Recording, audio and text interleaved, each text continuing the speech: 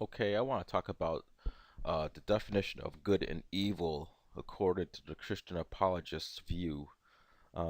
It's very important to understand this when you're debating a Christian apologist because they do have a a different, a fundamentally different view of what is good and evil. Um, and the prominent Christian apologists that we're referring to are William Lane Craig, Frank Turek, Cy Tan, and Eric Hovind. These are the people who support this type of view.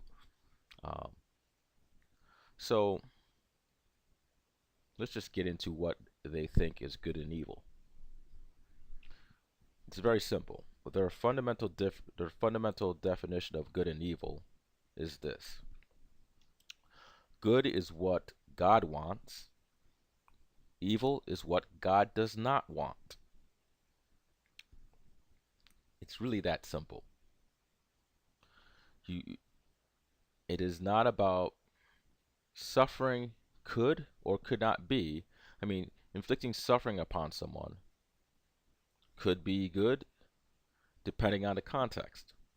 In, inflicting insurmountable amount of suffering upon someone could be good depending on the context.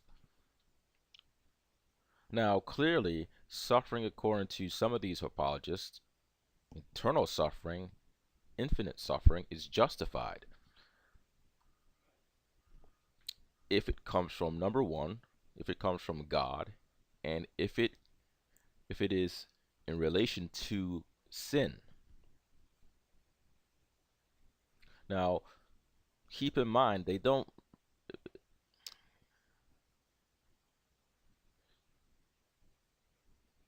Christian apologists don't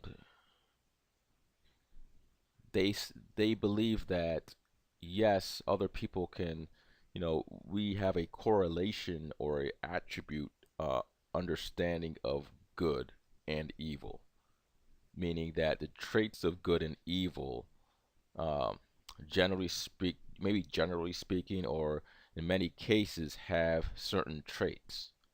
But the bottom line is that it is what God wants. It is God's will that is good. So if God's will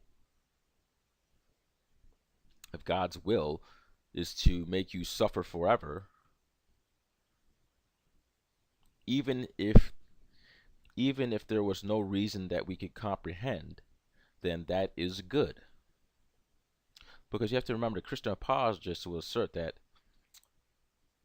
simply because you don't know the reason why God makes somebody suffer for a long amount of time does not mean that that suffering is evil ultimately.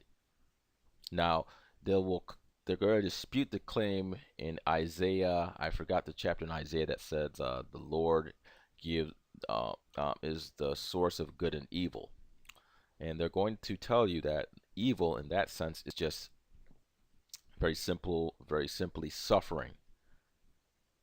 Okay, evil in that sense is suffering. That is a character trait of evil that's generally associated with evil, but it's not the fundamental definition of evil. The fundamental definition of evil is not suffering, but doing what God wants.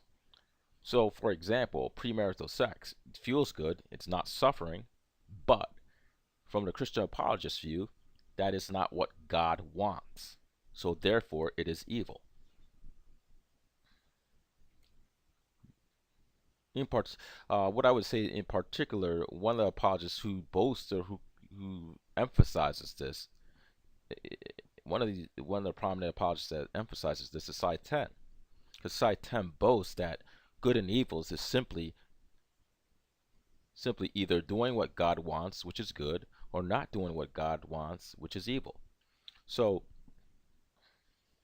so anytime you bring up in the Bible, or if you refer to anything in the Bible where you see brutality, where you see, for example, um, the chapter where God instructs men to take out, to slash women's wombs and take out the baby. I mean, pull out the umbilical cord. I mean, just pull it out, pull out the fetus.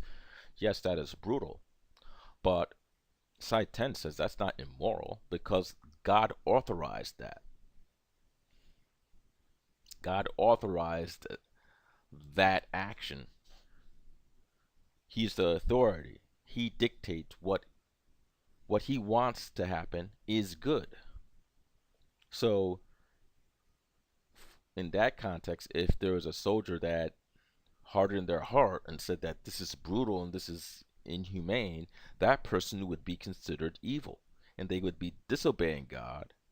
And if, and let's say in that story, that person just decided to, decided to disobey God and God struck him down, that would be God's justice. Because justice is simply the consequence of not doing what God wants. And I think one of the things about Christian apologists is that what they're going to tell you is that you don't know what God wants. You are a human being. You are subject to a morality that limits you. But God is not limited. God is not limited to morality. He doesn't have to follow morality. Human morality is for man, not for God. So good and evil, I think the problem is that talking about good and evil to a Christian apologist, we don't have any base, we don't have any absolute basis of or absolute standard to define it. Because even in even among a Christian apologist, they would have to admit that um, good and evil is pretty much relative. I mean, inflicting suffering upon somebody is wrong now, according to a Christian apologist. But if God told you to do it, it's okay. So suffering in of itself has no meaning to a Christian apologist. I mean, actually, suffering, infinite suffering to a Christian apologist is totally justified.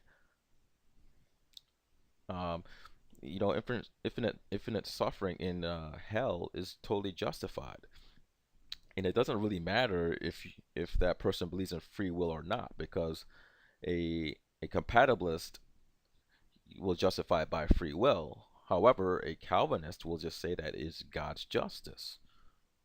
Even if, even that person does not have a choice in, committing evil. It's God's justice because